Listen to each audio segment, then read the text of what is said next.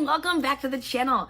We just got done with Thanksgiving. I think this is the last Tuesday in November. Craziness! Anyway, welcome back to the channel. So today we are going to be talking about 5 things that I stopped doing to actually start losing weight. I was a weight loss failure for so many years, so many freaking years.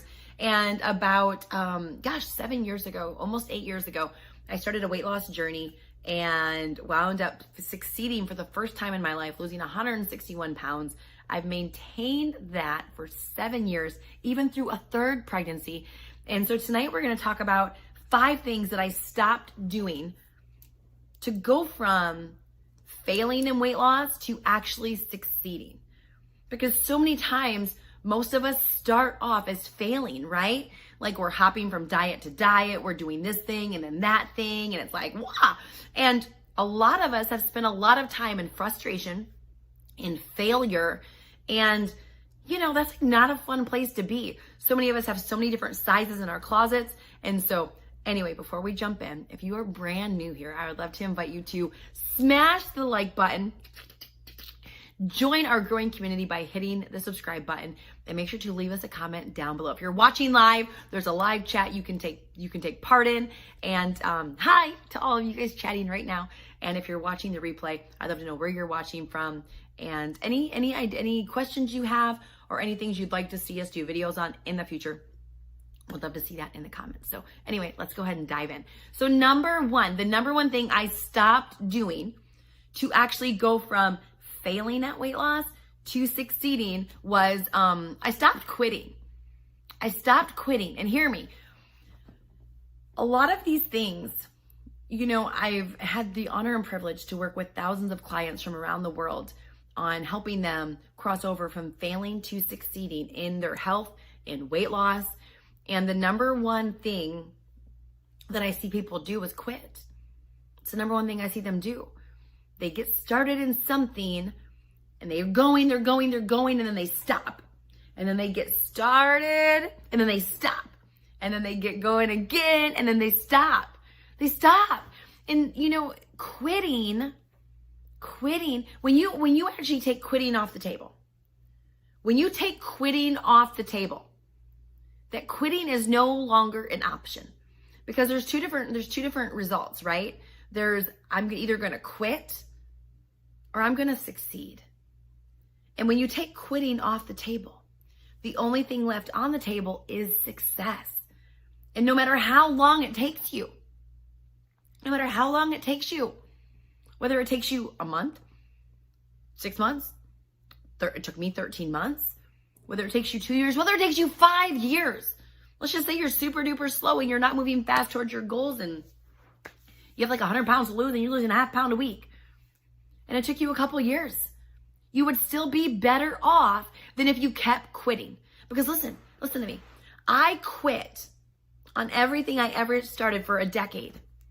No wonder I was a weight loss failure. I kept quitting. And you're never going to get ahead. You're never going to succeed as long as you're quitting. It's only when you take quitting off the table that you will actually succeed. It's only when you make quitting not an option that you will actually have success. And so, what it used to look like is I would get started in something and I would be like, okay, I'm going to be all in. Like, let's go. I've got this. Yeah. I'm going to give it 3 months. I'm going to give it 6 months. I'm going to give it 2 weeks. I would put all these time frames on losing weight. I would say things like, I'm going to give this a try. I'm going to give this a shot. And as long as you have conditions on your effort, it'll eventually lead to quitting. It's only when quitting becomes not an option. And this is in any area you want to succeed in. My husband and I, our first year of marriage was our hell year. How do we make it through the hell year to get to like a marriage that's amazing? Not perfect, but amazing. Well, because quitting wasn't an option for me. So even when we went through the tough times, even when we went through the hard times, even when we went through the crummy times, fixing it was the only option. Building a good marriage was the only option. Getting through the crap was the only option. Quitting was taken off the table. So you can't succeed until quitting is taken off the table. All right, number two. Number two thing I stopped doing to actually finally start losing weight. I stopped jumping around from diet to diet. I stopped jumping around from thing to thing to thing.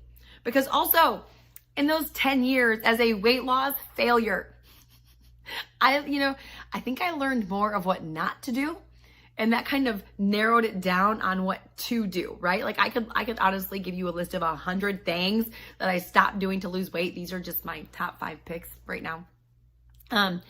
But I would jump from this diet to that diet, and especially the world we live in today, especially the world we live in today, the world of social media, where we see all these before and afters on social media. We see people, take a teaspoon of this a day and, melt the fat away. Okay, whatever. We, keto, never eat a carb again. Okay, because that's sustainable.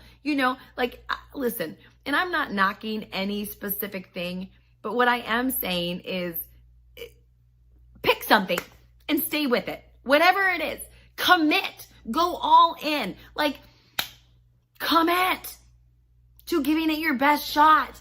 And that not quitting is not an option, but you have to commit to one thing and stay there and stick with it. 8 years ago, when I committed to losing weight again, the thing that I started with, I had already tried it before. I had already done it. I already, it was combining fitness with nutrition, like working out and eating right. I had tried that several times. I had tried lots of working out and lots of eating right, lots of tracking my calories, and it didn't work. Or so I thought. But when I finally looked at the results of people that had the body I wanted, I'm like, fine. I'm going to eat right. I'm going to eat balanced. I'm going to start the way I want to finish, because I knew right away that however I lose it will be how I have to maintain it. Because listen, I ain't knocking keto. I done it. I had done Atkins before keto was around. I did keto. I tried all those things. But the thing that I never liked is as soon as you stop doing it, you gain all the weight back, right? And that's the case with everything. But I wanted to at least lose it in a way that I was going to maintain it for the rest of my life. A way that I knew, and for some people, they want to do keto and they don't like carbs. That's fantastic for them. God bless them. I did not get that gene. I love carbs. And so to think, okay, I'm going to not eat any carbs to lose weight, and then thinking, okay, I'm never going to eat a carb again in my life. For me, that was that's a no bueno, not going to happen, right? And so stop jumping from thing to thing. Commit to whatever it is you're doing. So I recommitted 8 years ago to the fitness and eating right thing, even though I had tried it in the past and quit. But that time was different. I said, no, I'm going all in. I know this has worked for people in the past. And if it's worked for people in the past, that means it'll work for me too. It'll work for me too. And imagine when I actually committed to one thing, I put blinders on. No matter who was doing what on social media, no matter who was getting what results on social media, this is what I was doing, and I was going to stay in my own lane. Quitting wasn't an option. I actually wound up succeeding. What a coinkydink. Number 3, I stopped nighttime snacking. I was a really big emotional eater as well as a nighttime snacker. And so when I recommitted to actually succeeding at weight loss and I got serious about it, I stopped nighttime snacking. Unless there was some kind of special occasion, the last thing I ate was at 6 p.m. And after 6 p.m., the only thing I had was water, tea that I would make myself with water in a tea bag. And if I did put anything in it, it was some kind of 0-calorie sweetener, or some kind of water with a bouillon cube in it. So I didn't have, I just stopped the nighttime snacking. I stopped it. And so why? Because that was a problem area for me. I could be good all day long and the nighttime would roll around and it was like this other chick would inhabit my body and I would undo all the self-control I did all day would be undone in just a couple hours at night. So I stopped my nighttime snacking. I did not eat past 6 p.m. Number 4 of the 5 things I stopped doing to actually start losing weight is I stopped avoiding the scale. I stopped avoiding the scale for my entire adult life up until 8 years ago, most of that I did not even own a working scale. And if I did own it, it was put away and it was not out. And the only way I really knew my weight is when I went to the doctor once a year or whenever it was, and I found out what I weighed. I avoided the scale. I just thought if I don't get on it, it doesn't exist. And I can just stay in la la land and not look at the problem of my weight and my health and all of that. But what I can tell you is I had a really dysfunctional relationship with the scale. And I really was acting like a fifth grader. I don't like you. You make me feel bad. But part of it was I had gotten to a place where I was finding my worth in the scale. I was finding my worth in the number on the scale. And if I ever wanted to get to where I was going, and I ever wanted to be healthy, not only physically, but emotionally and mentally with my weight, because I wasn't, then I had to fix the relationship with the scale, because the scale doesn't determine my worth. The scale is simply a tool of measurement. I get on the scale and it tells me if what I am doing is working.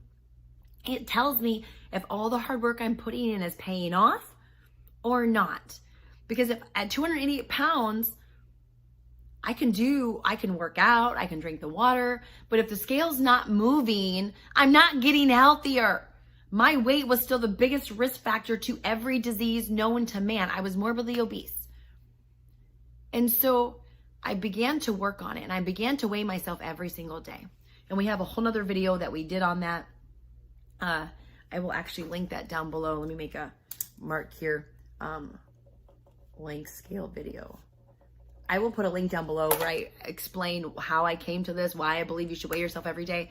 But I started weighing myself every single day. And what I will tell you is, although in the beginning I had to really battle through some emotions and some dysfunctions that I had, it's one of the best things I ever started doing. I actually learned my body. I learned how different foods affect me. I learned what parts of the week I actually lose weight and what parts of the month I don't. I learned all sorts of things that I never knew. And now, even here in Florida, like I'm in Florida right now, we're in a vacation home, and my scale is traveling with me everywhere I go. It just travels with me. Not because I'm a psychopath, insane, obsessed with my weight, but because I want to maintain my health. And if you want to maintain your health, you have to track it. Just like if you want to build wealth and you want to grow your business, you have to track your numbers. You have to watch your bank account. If I never look at my bank account because I don't want to see it, I can't grow it. I can't change what I am in denial about. I can't fix something if I want to stick my head in the sand and pretend the problem doesn't exist. That's never going to fix it. That's called denial. That's called fantasy land. And you're never going to get to the life you want to live by living in fantasy land and pretending that the big giant problem doesn't exist. Okay? All right. Number 5, the fifth thing I stopped doing to lose weight was I stopped drinking my calories. So I would drink Dr. Pepper like it was going out of style. I can remember when McDonald's would have like the $1 any size sodas. I would run through the drive-thru and grab my $1 soda, and I would, like 300 calories in one thing. I would go through tropical fruit smoothie and grab one of those smoothies that was 500, 600, 700 calories for one smoothie. And so when I started losing weight and I got serious about it, I stopped drinking my calories. Anything I was going to drink, I would stop going through, and once in a great while, if I ever drink my calories now, probably once every 2-3 months, I'll get like a chai tea latte or a pumpkin chai spice or something with chai, some kind of chai latte. I'll get as some kind of like, and most of the time, honestly, someone gets one for me because they heard that I like them, and I'll have one once in a while. But other than that, I don't drink my calories. Everything I have, it's water typically, or it's a 0-calorie tea that I make, or I do have some diet soda on occasion. But other than that, I don't drink my calories. And so those are the 5 things I stopped doing to actually start losing weight, getting results. Yeah, so that is our Tuesday Night Live for the evening. Thank you for joining us. If you haven't, make sure to smash the like button, leave us a comment down below, hit the subscribe button, and we will be back next Tuesday live here on the channel. Tomorrow, Wednesday afternoon, 12:30 p.m. Eastern Standard Time, we will have another episode of The Biggest Transformation. So thank you so much for joining us. We will see you next week, same time, same place. Bye.